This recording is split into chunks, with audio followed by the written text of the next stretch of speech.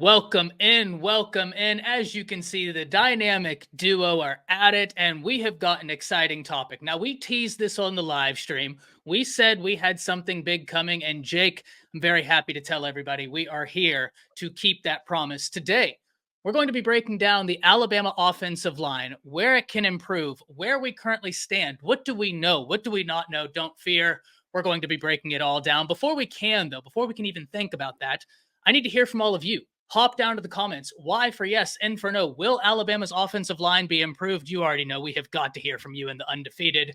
Can't wait to hear from y'all. Jake, my man, do we have a question to ask and answer today? And that's the right. Alabama offensive line. Now, I'm going to set the stage, and then I want to hear from you before we dive Mhm. into this.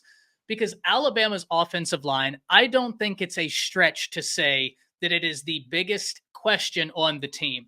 Jake, I've talked about this. Over the past 3 years, they've averaged as the 99th best offensive line in the nation, allowing an average of 39 sacks a year over the course of 3 years. This past year, number 129 in the nation. Jake, is it fair to say that the offensive line is the biggest question and or concern for Alabama moving forward? 100%. I think in the end of the day, like right now, especially with, I think, this offense coming in KD's offense and what success it had at Washington, and obviously a Joe Moore award winning line there. You come over and you look at Alabama, and just with the numbers you just put out, you have to be like, okay, do we finally get to see this transformation? Right. And so now we're in a point where with this offensive line, like, what is going to happen? Right? What are we going to see? Are we going to finally get that amazing line play that we've been waiting for that helps Milrow and the rest of the offense excel? And it's a huge question mark, you know. 100%. So let's talk about what we know versus what we don't know. And we're going to start with what we know. I always find whenever we hit this crossroads, start with what you know, identify that, and then you can go and build off of what you don't know. So let's start with what it is the basic theory of the Washington offense is trying to accomplish with the offensive line. Jake, I noticed they want their offensive line to be athletic out in space. Now, when we look at the interior, how do you think this serves Alabama? Because you return a Tyler Booker, you return a Jaeden Mhm. Roberts, and now you get Parker Brailsford out the transfer portal. How do you think that with what we know on the offensive line right now, those three guys fit in terms of building around that Washington scheme? Well, and that's the thing. It's going to be really interesting to see where do these guys maintain what they've already done, right? Do they maintain their positions already? You have some studs on that interior offensive line, like that. That if we look at it from the center to the guards, right? They look amazing. They look good. Maybe we do talk about the fact that like we need to get into these guys are huge. So, and I love it, and they're very athletic. But do we drop 20, 15 pounds in this offseason going into fall ball? Because I mean, we're in spring. It will be interesting to see as workouts go on, like what they do, and as far as their weight wise and overall strength and athleticism. Not want to take away from their athleticism because they are very athletic for how big these dudes are. But that line is huge. You look at last season. You look at how big they are. I mean, shoot with Brailsford coming in, it's interesting, right? Because he's not necessarily your biggest guy at center. Maybe 6'2", 275, but he's extremely athletic, and we've heard from others, along with the guys he played with at Washington on that line, of how strong he is and how smart he is. He's going to be very good as far as placing into a position. I guess the quarterback of the offensive line, put it that way, right? In the way he communicates with these guys. But next to him, if we were to look at that the other two, right, with Roberts and Booker, I mean, you really think about like these guys and how big they are. There's a lot of movement in Washington's offensive line. There's a lot of synchronized play, which I don't want to take away that these guys won't synchronize, but the synchronized play and that movement is key to making sure this is successful. So with what we do know in the middle, I feel good about it. I feel good with Brailsford coming in. Obviously, he'll compete with what Brockmeyer probably, but I feel good about Parker moving forward. With the other two spots, obviously I feel good. I would imagine Booker's probably going to be a preseason All-American. So, and Roberts is one of the strongest dudes in that room, if not the strongest. That guy is a beast. There's a lot there, and with the concept that Washington uses on offense, I think these three will be a very key part to making sure the offense runs smoothly as we move forward into this spring ball and in the fall ball. No, I love that. The first thing I want to unpack with what you said is the movement, right? Because when I'm watching Washington's offense, that's something that flies off the screen to me is they're asking their offensive line to use their athleticism out in space. And to your Yep. point, Alabama's offensive line is unbelievably athletic. That is not a question. But Jake, I got to tell you something that drove me up a tree last year. Mm-hmm. And it Mm-hmm. was every time you'd turn on a Bama game and you'd hear the announcer say, their offensive line is bigger than an NFL offensive line in terms of weight and size. And I would sit there and say, isn't that a red flag to anybody else? Because it's not like the NFL can't have the biggest possible offensive. They have 100%. access to the best talent. It's That's not a right. capability thing. It's a why would you ask your dancing bears to carry 30 more pounds than they need to? Have we not seen these defensive tackles and how athletic they are? Right? Like Athletic. these dudes are moving like running backs move sometimes. It's incredible, the That's athleticism up right. front. So I love so much what you said about maybe you're now in a position because we know that Washington's scheme is going to get them out in space. Maybe we shed a little bit of weight. And this is where I want to really start unpacking what we do know. Let's Mm-hmm. start in the center with Parker Brailsford, because I do agree. I think he and Brockermeyer will battle. I think it'll be him. Two Yep. primary reasons. First and Mm-hmm. foremost, he's the Yeah. highest graded returning center in the nation per Pro Football Mm-hmm. Focus coming back into That's right. 2024. And That's right. two, Jake, he's the only one on the offensive line that knows what the Right. offensive line needs to do. Right? He's the only one that knows the Only scheme. one. The other thing I love that you said now is we know what we have at center. Now we talk about what we really know, and that's the Mm-hmm. guard tandem. I think Alabama has a top guard tandem returning in the nation. Tyler Yes, Booker, they do. Jaeden Roberts.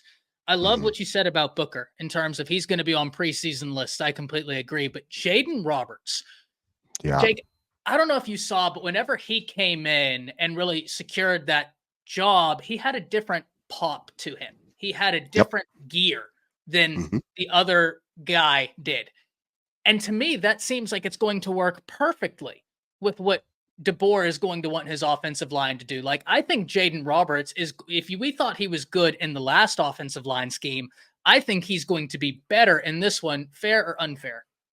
No, I think that's fair, 100%. I mean, you kind of hit on all these guys, right? And so with Brailsford, let's just start. As we go, we can start back in this middle. We look at Brailsford and we talk about communication, right? Let's take away. You know, a lot of people were worried and they're like, well, how does his size translate to the SEC? Let's get away from that. And the reason I say that is because look at his performance against Texas. Texas had one of the best defensive lines in the nation, and they were huge. I mean, who's that? Sweat over there, man. Like, Sweat and woo, Murphy.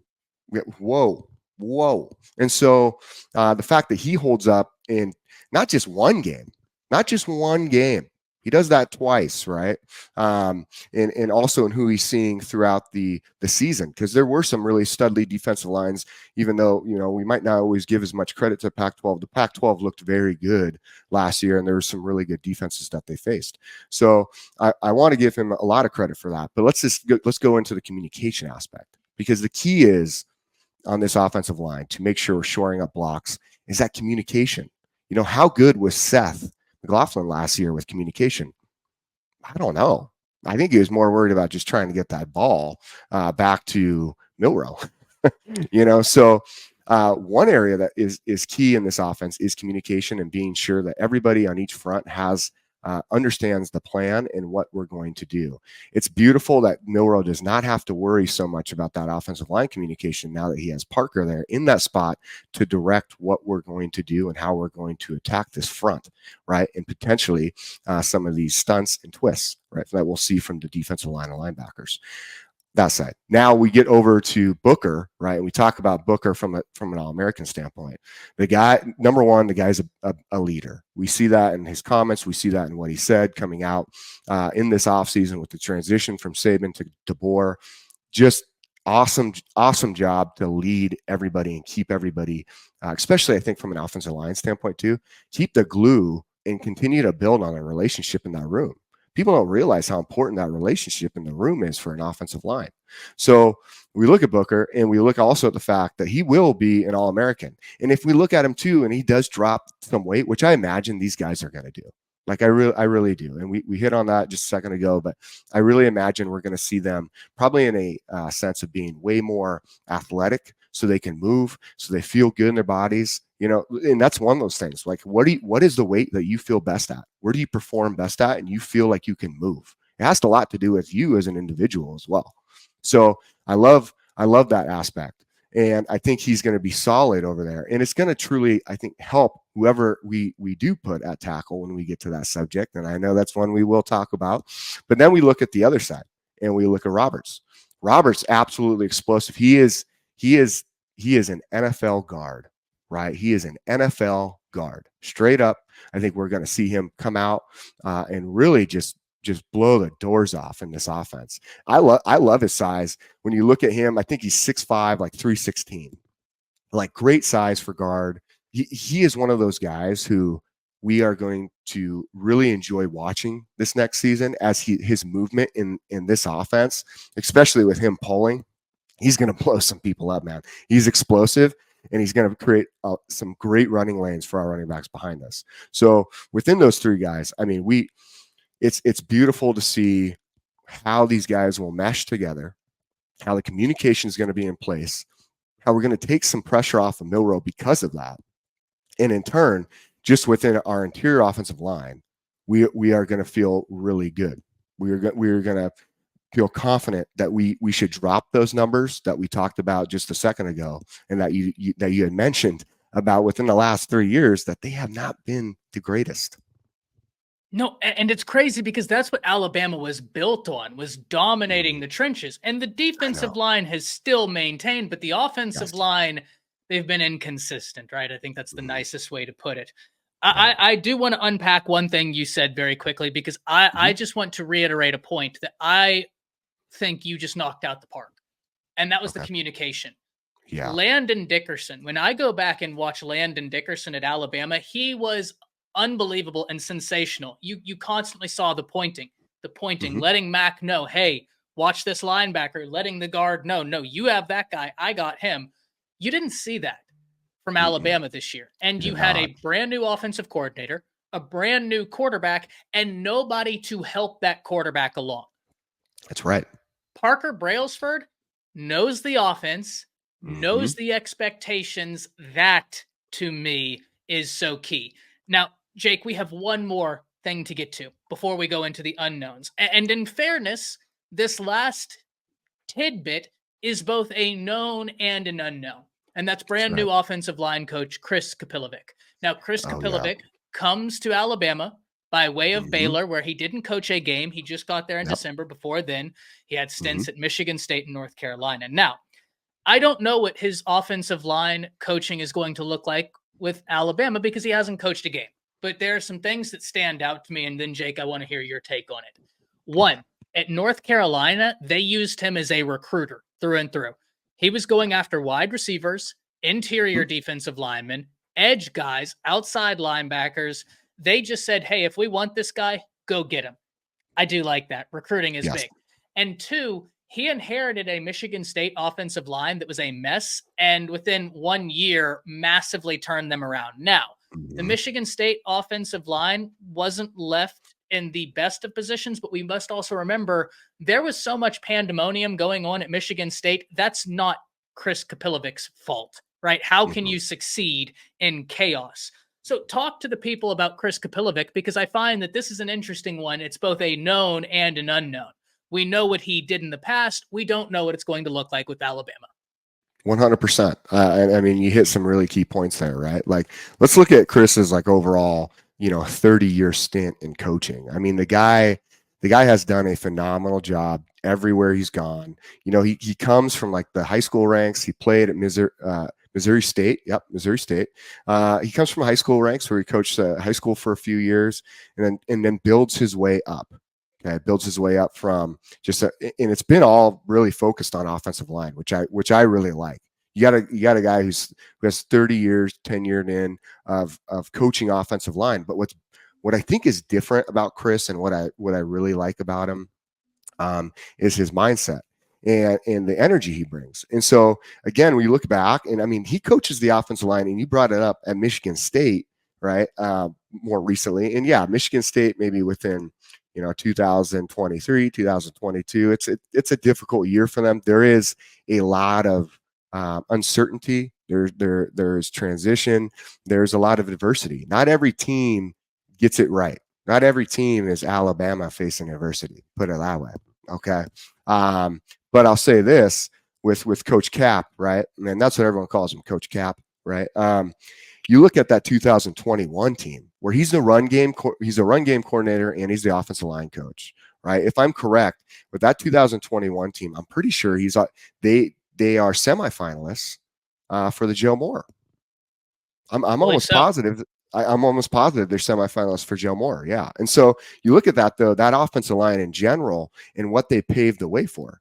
And they paved the way for a Doak Walker award-winning running back, right? In who else and other than, right, is Walker III, who's now at the Seahawks. The guy just absolutely slaughters it. I think he ends up being second in the nation overall with rushing yards.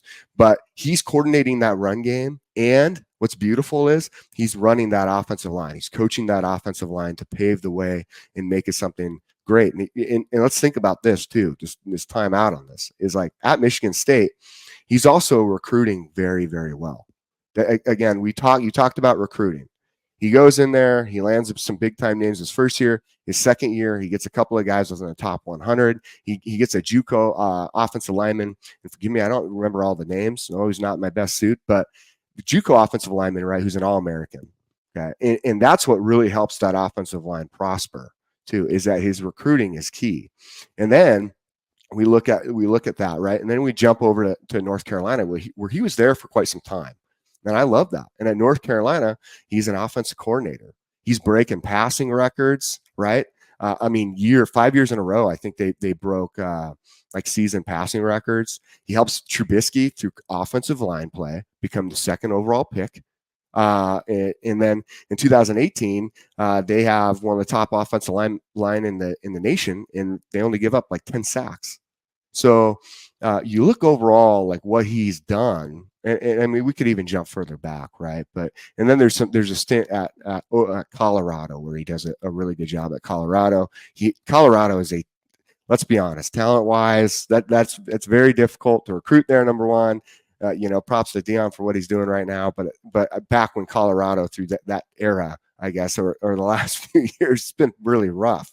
So at 2019, when he's coaching offensive line there, he kills it. They're third in Pac-12 at that time frame for giving up sacks, and with the talent he has, that's phenomenal. Okay, so you look at Coach Cap and what he brings overall, and I can't hit it enough with the recruiting aspect of what you said. I think this guy truly. I think I watched an interview with him while he's over at Michigan State. He's doing an interview with a couple of guys to a Michigan State network, and man, they asked him. They said, What is it? How do you get these guys? How do you inspire these guys? And you even see it in his interview. It's his energy. The guy's he says it. He goes, you got to bring the juice. You got to bring the juice more than I bring the juice. I'm all about bringing the juice, and I will bring it every day. And this guy was funny, man. He was fun. And you could tell this guy just had great energy to be around. Recruits want that. They want a guy that they want to be around and enjoy being around. And that's why I think Coach Cap, with his knowledge, right, with his recruiting abilities, with everything he brings to the table, I think he slides into this role so very smooth. It's very smooth because he can really understand the concepts. He's proven that of concepts of Katie's offense, and he's proven that in his ability with a stellar pass game that he calls and helps coordinate over at UNC, with a stellar run game that he helps coordinate at Michigan or Michigan State. And and then we see it also with his ability to recruit. And now he has one of the greatest resources, if not the greatest resource in college football, being at University of Alabama. Love it. Love it. And that goes to answer a lot of the questions the fans might have in terms of how successful was he in terms of an offensive line coach, as an offensive play caller? What has he been able to do in recruiting? The only thing we don't know about him is what it's going to look like as he's coaching up Alabama's offensive line. But in fairness, That's right. that's not a bad thing, right? Like, we are excited to see what it looks like.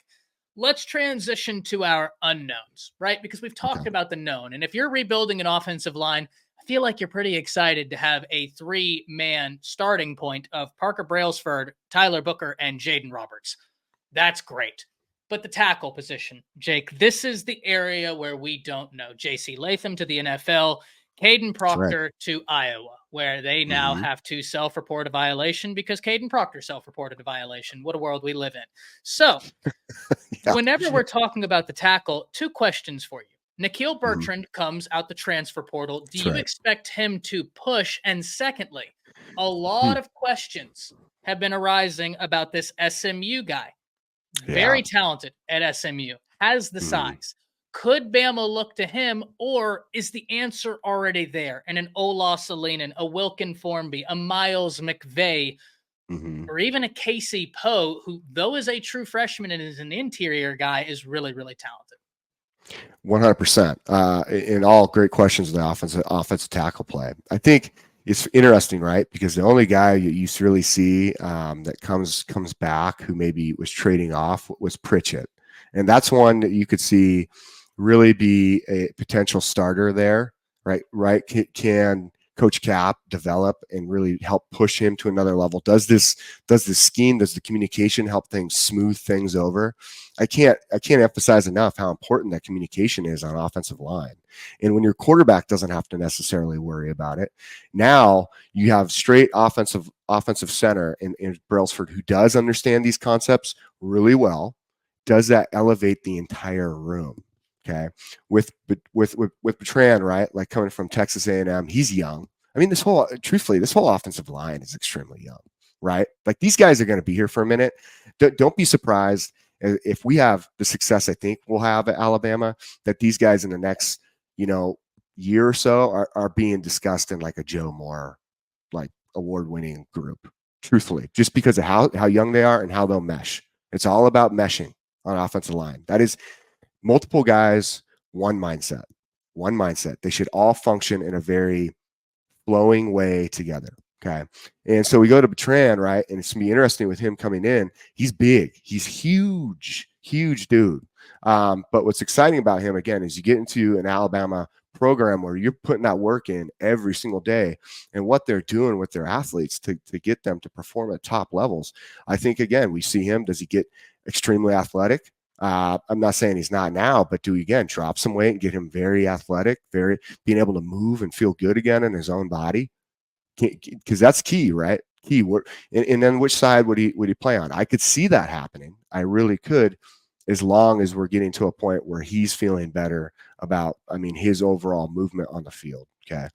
And then you're right. You brought up a few other names. You brought up Formby, right? You brought up Poe. Poe's an interesting one. Poe's like, well, he was ranked number 77 coming out, right? This last season. So coming out of high school, Poe, a lot of people are really high on him. He does look to project as interior offensive lineman. He looks to project probably as a guard, but does he? And there's the question. That's the big question of it all. Are we in a position now where we can shift people? Right? Are we in a position we can shift people because we have somebody who's experienced in this offense with Brailsford being able to communicate, being able to put guys in the right places, being able to make sure that line is functioning as one? And could we put someone like Poe maybe at guard? Is Booker athletic enough to switch over and move to tackle? Because Booker's big. He still has tackle size. Now, do we drop him down a weight where he can move better? Is it given an opportunity to show even more of his athleticism that translates to the NFL? If I were him, that would be a move I would feel really good about trying to do, just because I want to showcase all my talents in this offense is going to allow me to do that. Even offensive line play, people are going to watch. They are going to watch, and we don't want to take away from McVay, and I don't want to take away from maybe any other guy that could pop in. I don't really know if we got a whole lot of other guys, and that's why we talk about like Marcus Bryant, right? And that's the guy who enters in the transfer portal, All American, I believe, and first team All AAC over at SMU. And so we look at him and we say, okay, this guy's a stud. I like him a lot. But do we have a possibility of getting him? From what I've heard, I don't think that may be the case. Now we'll see what happens, though. It sounds like he has some mutual interest with USC, so we'll see what happens there. But and obviously you got to be exclusive fan funder to know that, because this video is only for you guys. But here's the thing: like, we'll see what happens if they can grab him. The next thing is do we have any others? If you look at the portal right now, it just doesn't seem to have a lot of guys that you would want to grab and bring to Alabama. So do we just stick with what we have, or do any other teams, do guys jump in the portal from some other teams that could fit that role as well? So there's going to be as you said, this is a giant. The tackle position for Alabama is going to be a giant question mark. I do feel confident with it from Coach Cap being able to develop in Brailsford in the middle, but it's going to be continued to be a huge question mark as we go into fall ball. Yeah, and I think it's the question, right? And naturally so. The offense is going to find a way to succeed. And naturally, if it's going to find a way to succeed, the offensive line has to find a way to succeed. A lot of interesting conversations, a lot of interesting questions. I love how you picked up on why I brought in Casey Poe into the fold, because maybe there is a world where you slide Booker out. I think he's got the athleticism for it. And if he has that versatility, you can now maximize your productivity on the offensive line because of versatility. Yes. I talk about it all the time. If you're building anew, having guys with versatility is invaluable because it allows you to maximize a room. Bama may have that, but Jake, at the end of the day, this is going to be an area where we have conversations about now. We have conversations through spring, through A-Day. Dare I say, we're going to be talking about the offensive line and the tackles up until the first game of the year, and that's not necessarily a bad thing. A lot of fun conversations to have. Final thoughts, my man. I think the final thoughts for me is I'm excited to see what happens with this offensive line. I'm excited to see a coach with the background of Coach Cap just get in there, start developing. And I'm excited to see kind of how they fit all together with Brailsford coming from Washington and being able to maybe help these guys just elevate in the sense of they fit into this offense a lot better than maybe last year, where there was some confusion. So I'm really excited to see that play, and I'm excited to see the competition play out going into spring and fall ball. So iron sharpens iron, and that process is always a ton of fun. Ladies and gentlemen, this has been Jake Merrill and myself breaking down the offensive line questions, what we know, what we don't know, what we are still going to find out. You already know, as more information comes out, we will, of course, be updating this conversation. Be sure to maintain around the channel. This is the only place you're going to get this in-depth analysis for all things Alabama football. On behalf of myself, on behalf of Jake, on behalf of coaches and Kyle, thank you for your time, and we'll see you next time. Roll Tide, everybody.